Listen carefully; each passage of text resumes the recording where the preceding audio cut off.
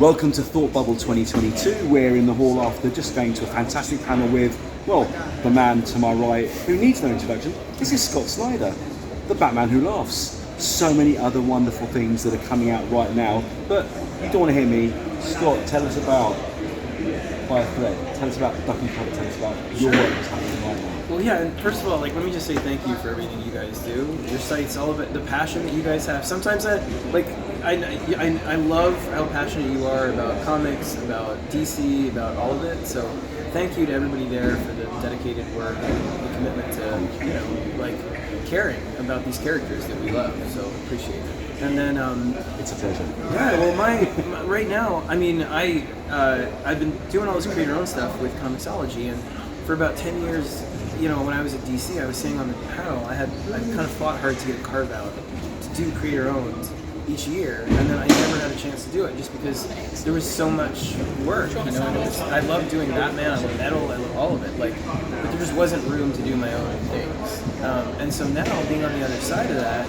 And I love everyone at DC, and there's no bad feelings. I'm sure I'm already, I'm always talking to them about should I come back, when, if I did, what could I do.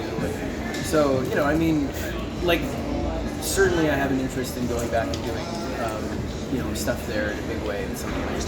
But in this period right now, I'm just so happy getting to just build things that I love with people who I admire, Jock and Tula and Rafa and Jamal and Dan Panosian, and obviously Greg Capullo and Francis and Francesco, and now, Valeria and Brandon, and my son Jack. So here, what we announced is we're doing a new book as part of the extension of our Comixology deal, and it's a book I was working on privately with him for the better part of a year until it got good enough where I realized it's silly for us not to try and publish it somewhere, and I brought it to Comixology because they had this deal, and they really loved it, and so I'm terrified because he's my kid, and I hate to expose him to the world in some ways. On the other hand, I'm so proud of the book he's making with me, and I'm trying to guide it, but really let him say what he wants to say with it. And so the book is about, it imagines, it's really based on his kind of worries about climate change, about sort of the inhabitable aspects of the world and all the kind of impending doom.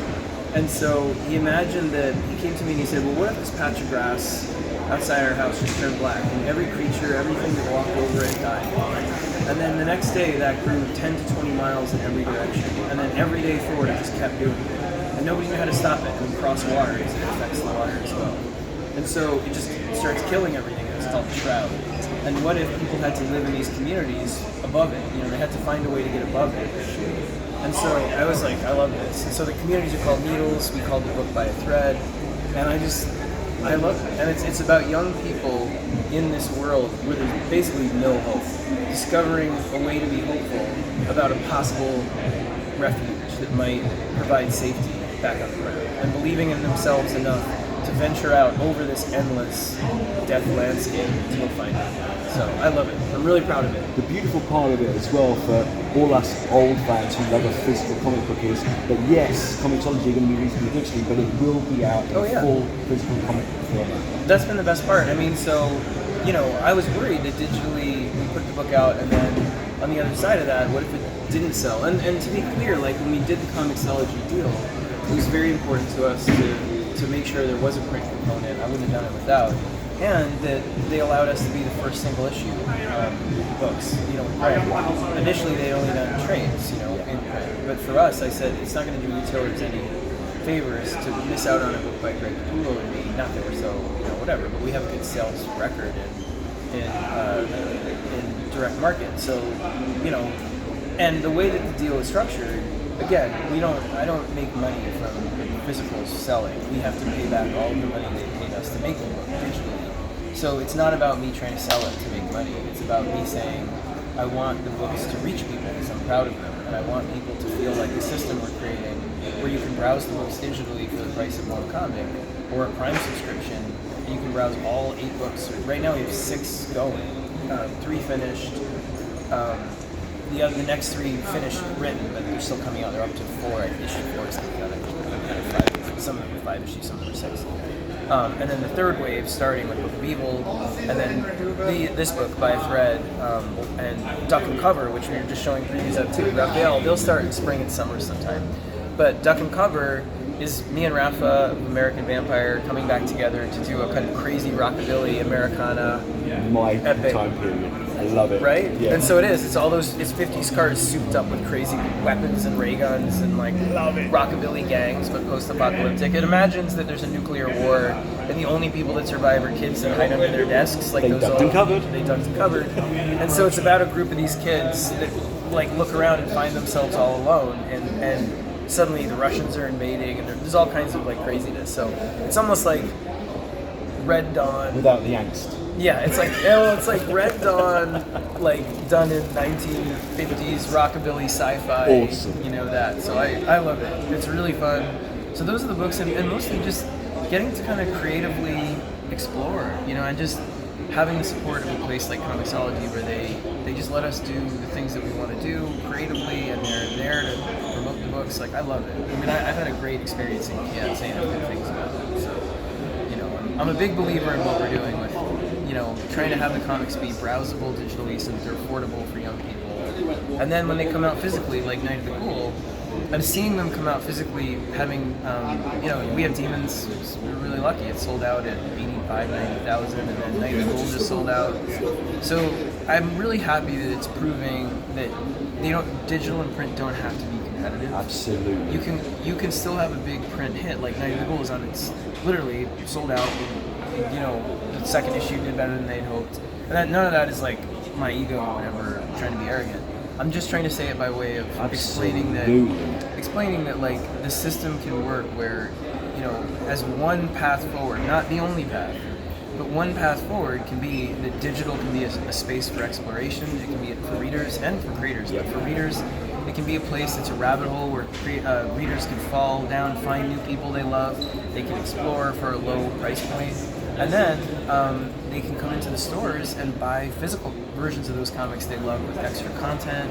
They can, you know, use the money they would have spent on a $5 issue that they got digitally for free to buy something else by that creator, or to buy, you know, comics by someone new that doesn't have a digital presence yet. And so my belief strongly is that system doesn't need to be the totality of comics in any way, but that it's a better relationship between digital and print that I'm happy to be a part of. You know? Paul, you thanked us for supporting your work. I want to thank you for supporting the small comics shops, the independent comic sellers. The fact that this will help them. This will be a new book by Scott Snyder, by Greg Capullo, by all the artists you mentioned, that people can go out and physically buy, so that kids today will have a collection that they can take away with them. That's the so hope. Thank you for that. Thank you. No, it's the hope. You know, I mean, again, like, I know I'm gonna screw up, and I certainly have. You know, and I know I'm gonna make bad moves or wrong moves. I mean, you know, but I believe in what we're doing. You know, and maybe I'm wrong. Maybe that was the worry when we did Comixology, was maybe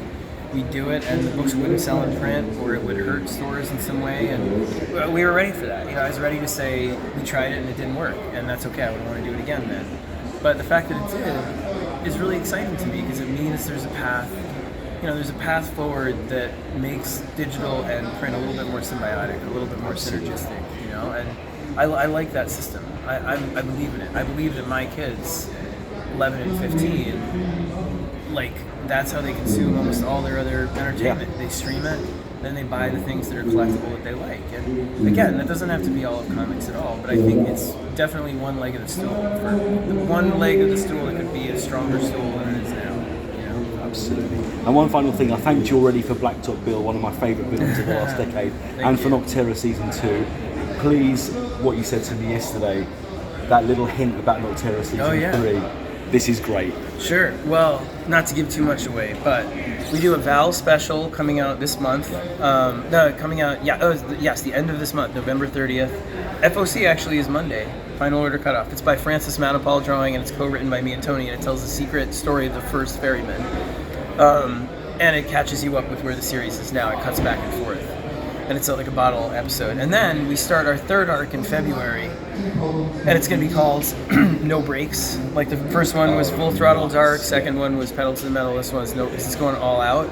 and it's our heroes now reunite Val and Sundog Convoy to go find Eos, the space where the light there might be a mechanism to bring back the light if they bring this equation. And along the road, you find out that Blacktop Bill not only survived, but he's been evolved by Nox into something even scarier. So we're very, very excited about it. I can't wait for you guys to see it. We can't wait to read it. Scott, it's been a joy, pleasure, and finally to meet you in the flesh rather than over a video screen or a keyboard. Thank you for your time.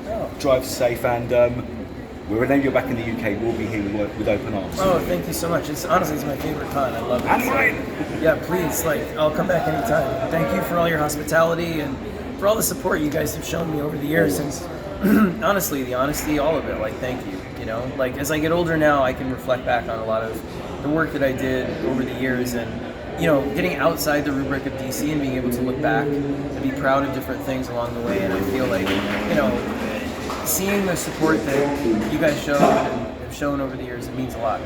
Reflecting now, getting out of the maw of it, and being able to say, yeah, there was some really good, really nice things shown. I appreciate it. Thank you. Yeah. And all these books will be available from your local independent bookseller. Go to Piranha Comics, go to Comics Biz, go to your favourite comic shop, get these books physically, go to Comixology, read them online. However you want to read your comics, that's what we want to. Yeah. Peace out.